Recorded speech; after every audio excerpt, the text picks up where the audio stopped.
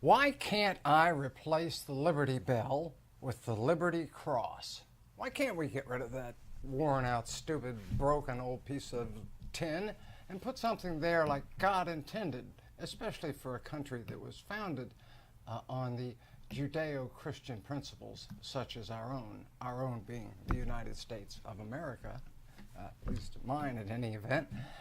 Hi, I'm Joe Reinhardt with Atheists of Florida. On my right is Al Harn, and one of our austere members, and we're going to talk this evening briefly about why is it that religion feels so compelled to weasel their way into the public sphere. Why is it that they insist that all of our morals and all of our democratic form of government comes from the Bible and the Ten Commandments?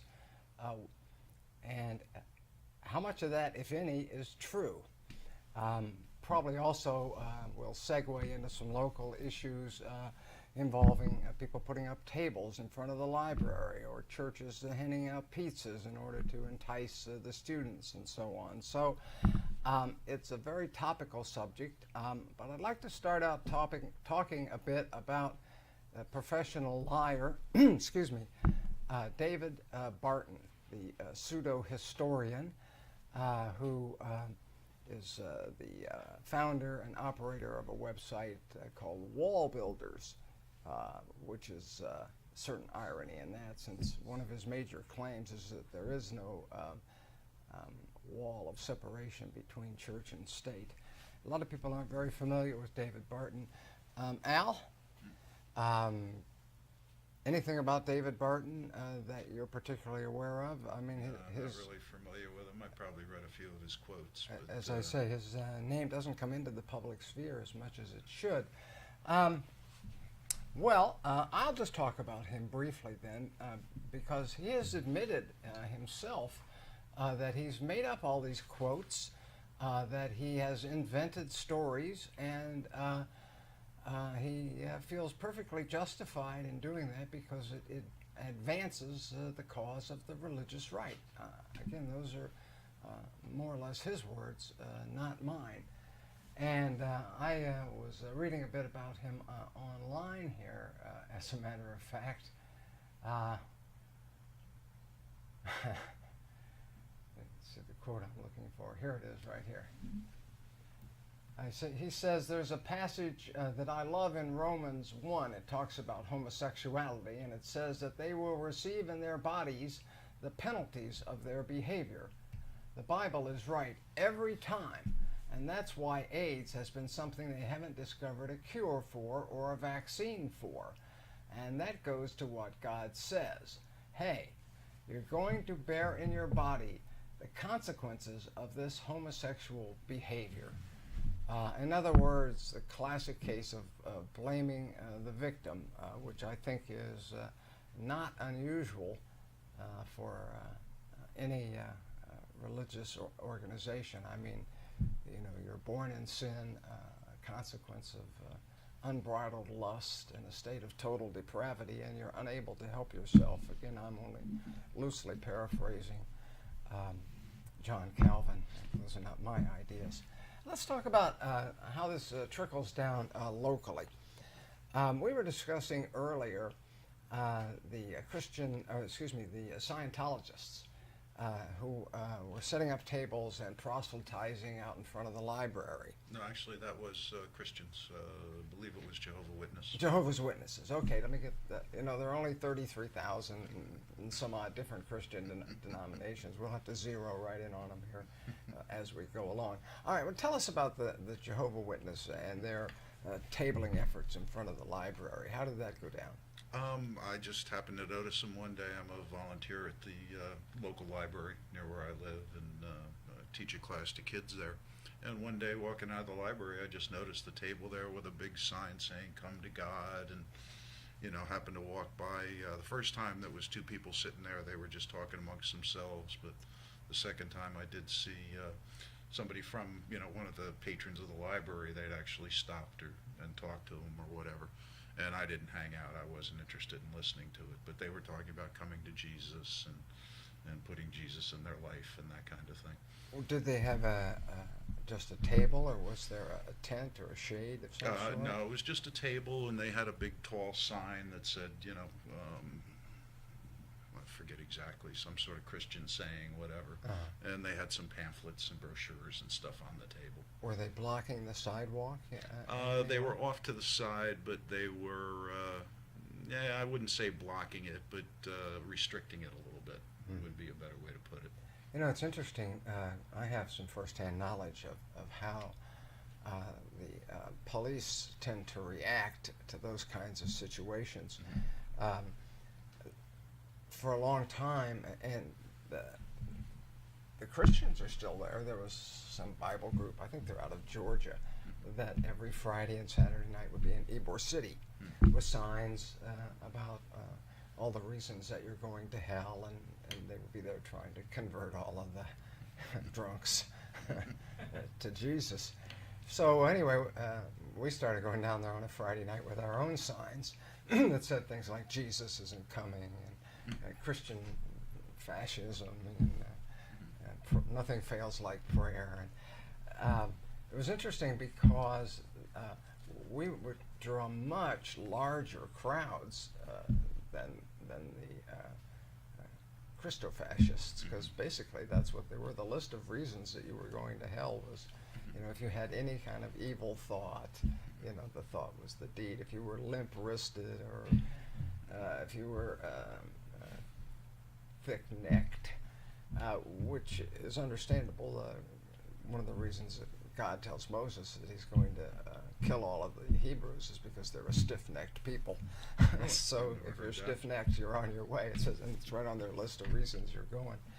But in any case, when we first started going there, at first the local gendarmes thought we were of the same mind, and they stopped traffic and here, park here and make a U-turn, and but once they realized that our point of view was the exact opposite of the Christian group,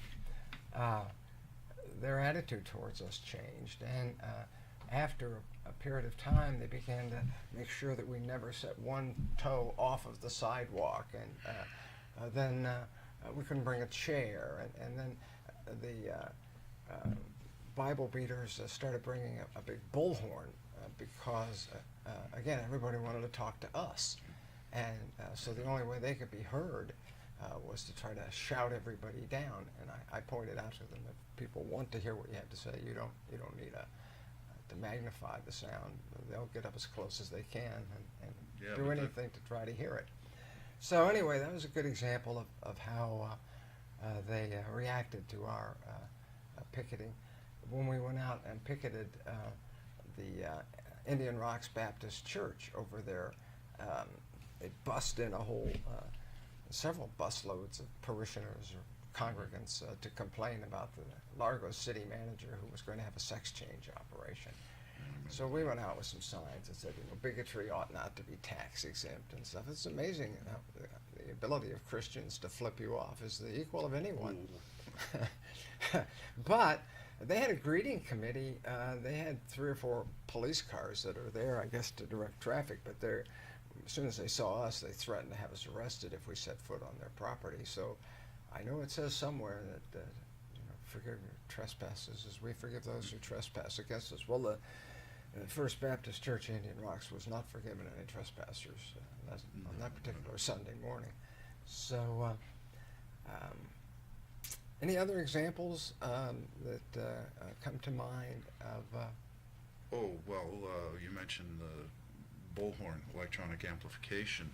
Several times I volunteered as a clinic escort at a women's clinic on Saturday morning. And obviously there were the anti-abortion protesters out there, and they were just nasty. They yell things at people, the women coming in, and half of these women were just coming in for checkups and things like that. It had nothing to do with terminations. But of course they didn't care about that, and they'd scream, "Don't kill your baby," and all those kinds of things. But the reason I bring that up, they were not allowed to use electronic amplification. Okay, they all had the cone-shaped, you know, like carnival barker type Yeah, of Rudy Valley. right, exactly, yeah. And that was legal, but it was not legal for them to use electronic amplification. I'm wondering why they got away with it in Ybor City that night. You know, and not just that night, they had them there for some time. And in fact, I wanted to complain that they were violating the noise laws. And at that time, the noise ordinances had been overturned as being too vague. Some attorney got stopped for playing his car stereo too loud, and he got that law thrown out. So we couldn't do anything about it because the law was still in a state of flux at that time. But again, the point is pretty well made. If people want to hear what you have to say, you don't need a bullhorn. Yeah, absolutely. They'll do whatever it takes to speak up. Oh yeah, but they'd be out Listen there. are the cheesemakers.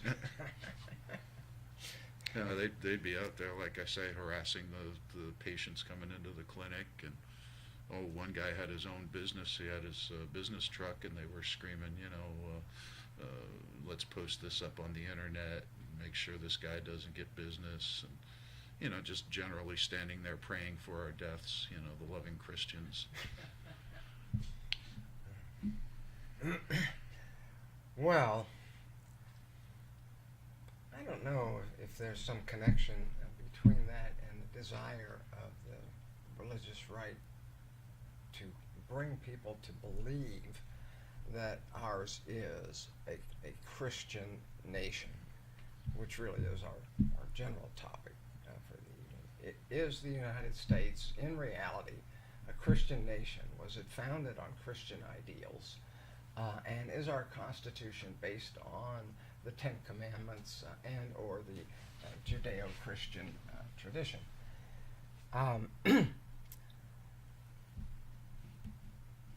If you compare the Ten Commandments to the Bill of Rights, it doesn't take long to see that David Barton and others of his ilk are not only lying for Jesus, they're not very good at it.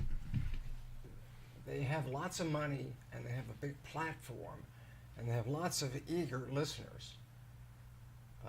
And that is the reason for their success. Anybody who listens to what they say with any objectivity will simply disavow them in a moment's notice. One of the bookstores, maybe it was Amazon as well, took Barton's last book off the shelves because it was so disingenuous that they wouldn't even sell it. So that says a lot when the corporation who has no axe to grind. It's such a sham that it's a threat to their integrity, let alone the person who wrote it. It's propaganda, yeah. I don't even want to sell it, let alone be associated with the person who wrote the thing. But there just doesn't seem to be any level to which they will not stoop to foister, again, that impression.